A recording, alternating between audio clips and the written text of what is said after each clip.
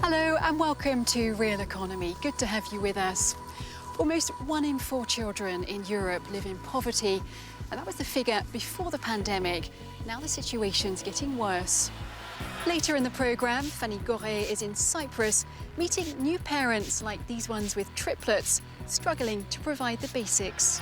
The European Child Guarantee aims to put an end to child poverty if EU governments sign up. Here's your crash course on how it works. 18 million children in Europe are at risk of poverty or social exclusion. Compared to their better-off peers, they are more likely to underperform at school, have difficulty finding a decent job, and suffer from poor health as adults. To break this cycle, the European Child Guarantee asks EU governments to make sure every child at risk of poverty has free education, childcare, and good quality healthcare, a healthy school meal a day, and can take part in activities at school, including sport, all for free, as well as decent housing. The guarantee puts into action the European Pillar of Social Rights, which aims to lift at least 5 million children out of poverty by 2030. Member countries are being asked to sign up to the guarantee and create action plans on how they will implement it. Becoming a parent but not having the basic essentials to give your baby is a desperate situation to be in. Fanny Goré headed to Cyprus, where a project called Baby's Dowry, funded with EU money, is helping those most in need.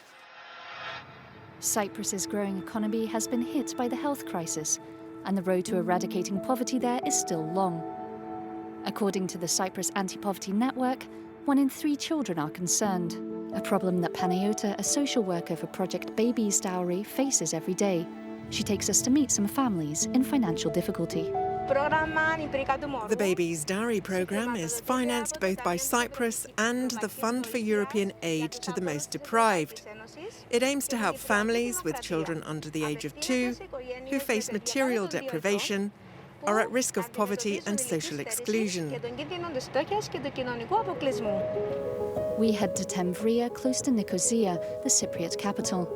Mario, a soldier, and Koulla, a former part-time gas station worker, live in this village. Their fragile financial situation became precarious with the unexpected arrival of triplets.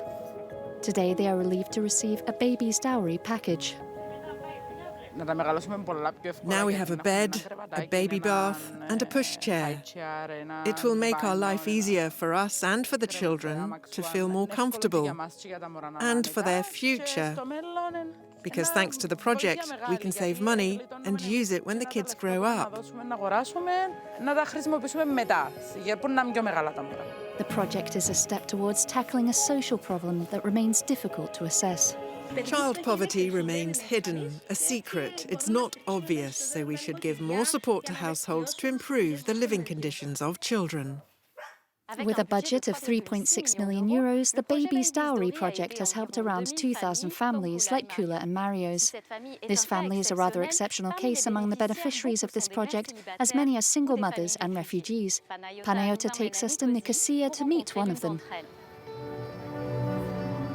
This Syrian family has lived in difficult conditions. When they arrived in Cyprus, Adel, now a delivery man, had difficulties finding work. He lived with his wife Heba and their first baby in an unsanitary flat. The objects I received really helped me. When I wasn't working, I couldn't buy nappies for my daughter.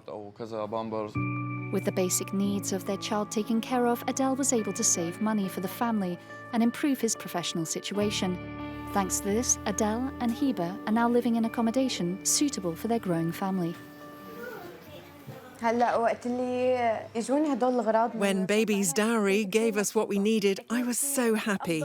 It's so much better for our children. They can live like the other children and have what they need. It's really good for their life now and in the future. Allowing children to access the basic services required for their development and well-being is the aim of the European Guarantee for Children. Ana Godinho, the Minister of Labour, is in Lisbon. She supports this guarantee and explains it to us. What we want to guarantee is that there is an overall integrated approach to address the different needs of the children in terms of housing, education, care, health, guaranteeing that every member state has a national plan with a concrete goal, and then a compromise to address and have specific answers for children in need in the different areas. Only by doing this, we will guarantee equal opportunity to every child in Europe. Once this guarantee is adopted by the European Council, member states will have to prepare their action plans to help put an end to child poverty. So what needs to be done to end child poverty in Cyprus and across Europe? I'm going to speak to Jenna Hainsworth, who's the Secretary General of Eurochild, a network of organisations that work with vulnerable children across the continent. Great to have you with us on Realeconomy. Can you give us a picture of how much child poverty there is in Europe?